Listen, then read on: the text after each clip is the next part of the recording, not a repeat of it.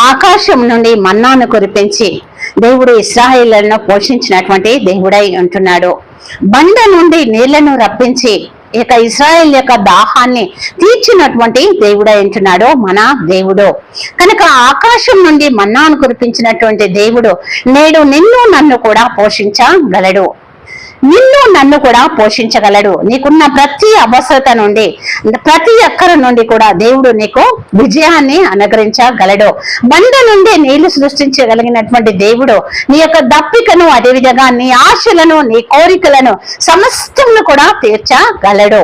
దేవుని యందు నిరీక్షణ ఉంచుదాము. దేవుని యందు స్థిరమైన విశ్వాసం ఉంచుదాము. దేవుని యందు భయభక్తులు కలిగి ఉందాము. దేవునికి ఇష్టమైన బిడలుగా జీవించి దేవుడు మనల్ని పోషించగలడు. అదే విధంగా మన ఆశలను, కోరికలను తీర్చగలడని నమ్ముదాం. ఆమేన్.